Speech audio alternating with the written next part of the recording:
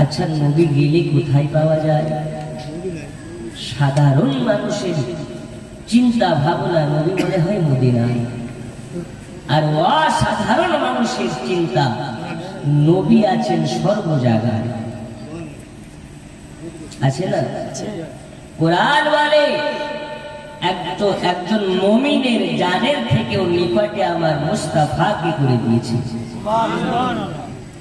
আচ্ছা, এক শ্রেণীর মানুষ, এক শ্রেণীর আলিম ওলামা, তারা বলে নবী মরে মাটির সঙ্গে মিশিয়ে গেছে, আর আমরা বলি আমাদের নবী জিন্দা আছে, হায়াতুন নবী, নূর নবী। এতে কি কোনো সন্দেহ আছে? একটু জোরে বলুন, আছে? নবী নূর না মাটি, জিন্দা না মুর্দা? জি, আমরা বলি নবী জিন্দা, এখনো আপন রওজায় জীবিত আছেন, আর তারা বলে মুর্দা। ওরা কারা? ওরা হচ্ছে ৭২-এর মাল। হুজুর ৭২ বলতে কারা? ৭২ ফিরকা পদভ্রষ্ট একটি ফিরকা জান্নাতি। মা আনা আলাইহি ওয়া আসহাবি, নবী এবং নবীর সাহাবাদিগণ যে দল, ওই দলটি শুধুমাত্র জান্নাতি। এখন একের দলের যারা নবীকে নূর মানে তারা, এই একের দলের যারা নবীকে গায়েবের সংবাদদাতা মানে তারা, এই একের দলের যারা রবিউল আউয়াল মাস আসলে পাড়ায় পাড়ায় খাই খিচুড়ি আর বিরিয়ানি, আর ৭২-এর মালের গায়ে উঠে চুলকান। আমরা করবো কি? তুই বেটা যত পারবি চুলকা, তোর জন্যই তো মার্কেটে অবনী ঘোষের মলম বেরিয়েছে, যত পারবি লাগা, আমাদের কোনো লেনা দেনা নেই। আছে নাকি? তো ৭২-এর যারা, এরা বলে নবী মুর্দা। আচ্ছা চলুন আপনাকে একটু বোঝাই। ওরা বলে নবী মুর্দা, আমরা বলি জিন্দা। ওরাও যদি একটু বিবেচনা করে বিবেককে খাটাই, ওরাও যুক্তিতে পাবে নবী জিন্দা, দলিলেও পাবে নবী জিন্দা। আচ্ছা বলুন তো, দুনিয়ায় আমরা সব থেকে কি ভালোবাসি? কেউ টাকাকে ভালোবাসি, কেউ বাড়ি ভালোবাসি, কেউ বিবি ভালোবাসি, কিন্তু সব কিছুর আড়ালে এটাই সত্য কথা যে টাকা, বাড়ি, গাড়ি সবার থেকে বেশি আমরা নিজের জানকে ভালোবাসি। জান যদি না থাকে, টাকা, বাড়ি, গাড়ি এসব কাজে দেবে? মরে গেলে তোমার স্থানা দোতলার উপরে নয়, ৫তলার তলায়। চলুন আমি সোজা ওয়াজের দিকে চলে যাই। আব্বাজি আমার সোনা মানিকেরা, চলুন রাত্রে গভীর না করে আপনাকে ওয়াজের দিকে নিয়ে যেতে চাই। আল্লাহ তাআলা আমাদেরকে মানুষ করে দুনিয়ার বুকে পাঠিয়েছেন।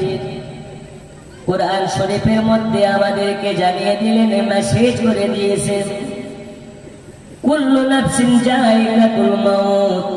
আল্লাহ যাকে জান দিয়েছেন, আল্লাহ তার মৃত্যুকে অনিবার্য করে দিয়েছেন। মরা লাগবে না? লাগবে না? একদিন তোমায় মরতে হবে, তুমি ভুলে যেও না।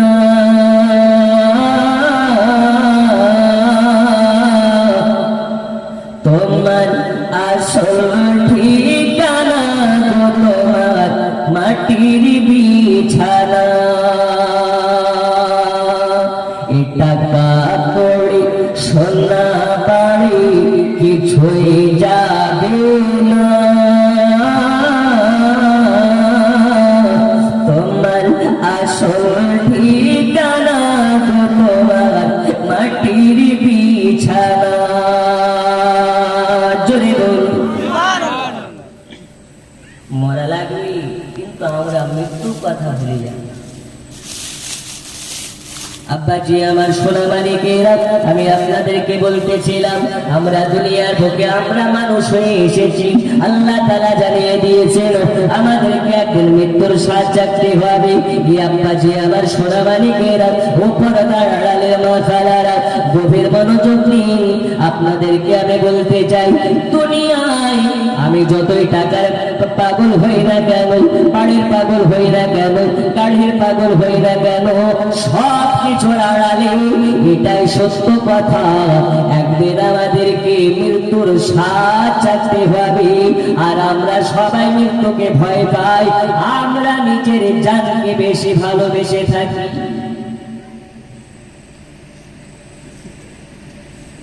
তাই রাস্তায় বেরোলে গাড়ি অ্যাক্সিডেন্ট হয়ে মারা যাওয়ার সম্ভাবনা থাকে না? থাকে না?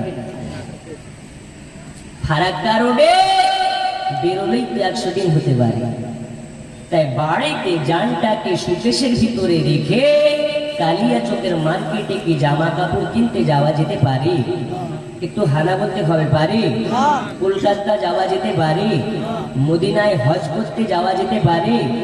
বাড়িতে জান রেখে কলকাতায় নবান্নতে গিয়ে মমতা ব্যানার্জির কাছে কি কমপ্লেন জানানো যায়? যায়? যায় না। কোরআনের মধ্যে আল্লাহ জানিয়ে দিলেন, প্রতিটা মুমিন মুসলমানের জানের থেকেও আমার মুস্তাফা নিকটে। তাহলে ওয়াহাবি মোল্লা কানার দল বলে নবী মুর্দা, আর কোরআন বলে জানের থেকেও নিকটে। আচ্ছা, জান যেখানে নবী আছে, আর একটু জোরে, জান আছে যেখানে, বাড়িতে যেমন জানকে রেখে কলকাতা যাওয়া যায় না, নবীকেও বাড়িতে রেখে কলকাতা যাওয়া যায় না। জোরে বলুন। তাহলে নবী কি শুধু মদিনায় না, আমাদের অন্তরে আছে না নেই? আচ্ছা, নবীকে অন্তরে রেখে দাড়ি কাটলে কি হয়? নবী ভালোবাসা যায়, নামাজ পড়ে না কাজা করে, আমরা করি কি?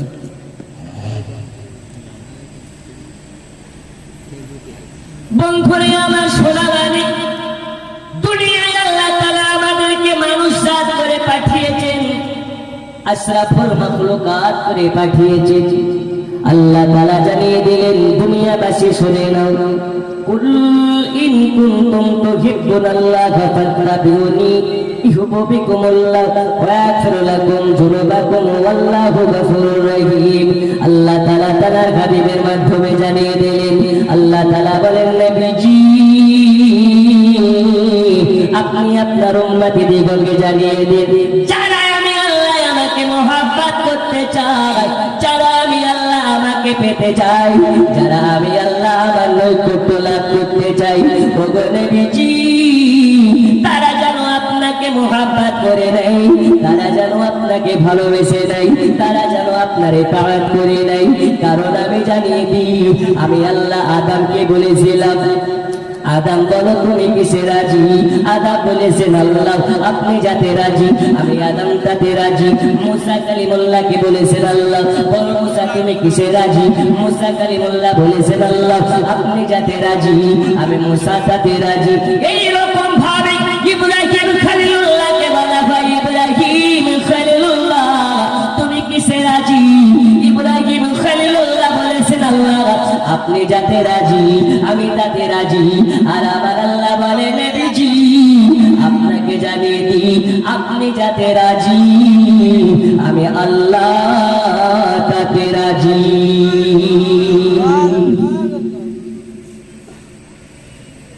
কত শানওয়ালা নবী, কত মানওয়ালা নবী, নবীকে আমার আল্লাহ জানিয়ে দিলেন, ওয়ারাফা'না লাকা যিকরা। এই নবীর শান দিয়েছেন আল্লাহ, ইজ্জত দিয়েছেন আল্লাহ। ওই নবীর শান ইজ্জতকে ওয়াহাবি মোল্লা কান্না মোল্লা নবীর শান শৌকতকে কি কমাতে পারে? আরো জোরে বলুন, পারে? আমরা বলি নবীকে নূর, ওরা বলে মাটি। আমরা বলি নবী বেমিসাল বাশার, ওরা বলে হাম জাইসা বাশার।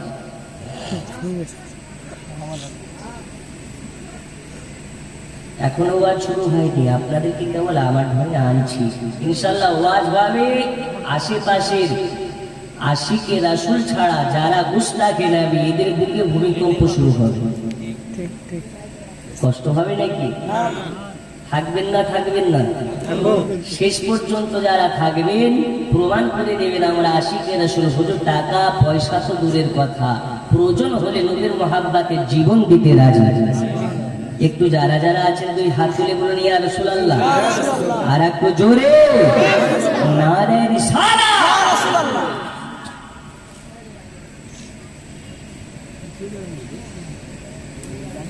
বন্ধু আমার সোনা মানিকেরা, আমি আপনাদেরকে বলতেছিলাম তাহলে বোঝা গেল নবীজি যাতে রাজি আল্লাহ তাতে রাজি।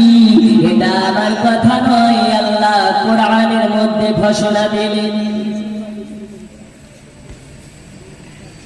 হে নবী কোন নবী, নবীর শান মান নিয়ে যদি আলোচনা করা যায় তবে রাসূল পাকের শান ও রিসালাতের মধ্যে আপনারা বুঝে যাবেন এই নবীর মর্যাদা কতটা আল্লাহ দিয়েছেন।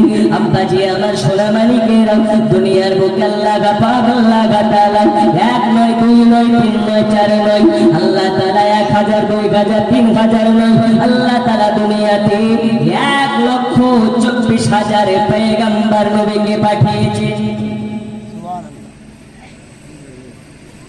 এই 1,24,000 পয়গম্বর নবীগণের মধ্যে থেকে একজন আল্লাহর পয়গম্বর যার নাম হযরতে মুসা কালিমুল্লাহ। কি নাম বললাম? মুসা কালিমুল্লাহ।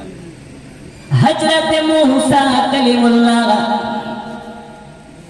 ইনি হলেন একজন আল্লাহর পয়গম্বর, সব থেকে রাগান্বিত পয়গম্বর, সব থেকে তরুণ পয়গম্বর। আল্লাহর সঙ্গে যখন মন চায় অডিও কলে কথা বলে, আল্লাহ দেখা দেন না কিন্তু মুসা কালিমুল্লাহকে আওয়াজ শুনে কথা বলেন। হযরতে মুসা কালিমুল্লাহ আল্লাহ তাআলার কাছে আপনার কিনা যখন চাই তখন কথা বলতে পারতেন। হযরতে মুসা কালিমুল্লাহ আল্লাহ পাকের সঙ্গে একদিন কথাবার্তা বলতেছিলেন। কথোপকথনের মধ্যে মধ্যে আল্লাহ তাআলার কাছে আবেদন করেন, আল্লাহ আমি মুসা কালিমুল্লাহ যখন আমার মনে চাই আমি আপনার সঙ্গে কথা বলার জন্য এইখানে চলে আসি, এই তোর পাহাড়ে এসে আপনার সঙ্গে কথা বলে যাই। আল্লাহ তাআলা আপনার কাছে আমার আবেদন, আপনার কাছে আমার আপিল, আর অডিও কল নয়, আর অডিও কল নয়। এইরকম ভাবে আপনাকে না দেখে আর কথা বলতে চাই না। ইয়া রাব্বাল আলামিন, আমি মুসা কালিমুল্লাহ, একবার কি আমাকে ভিডিও কলে নেওয়া যাবে না? একবার কি আমাকে ডাইরেক্টলি দেখানো যাক, আপনার কি দেখা দেওয়া যাবে না? আমার আল্লাহ বলে, মুসা আমাকে দেখার মতো তোমার চক্ষু নেই, লান্তারানি আমাকে দেখতে পারবে না। মুসা আমাকে দেখতে পারবে না। হযরতে মুসা কালিমুল্লাহকে আল্লাহ তাআলা ডাইরেক্ট না করে দিলেন, হযরতে মুসা কালিমুল্লাহকে না করে দিলেন।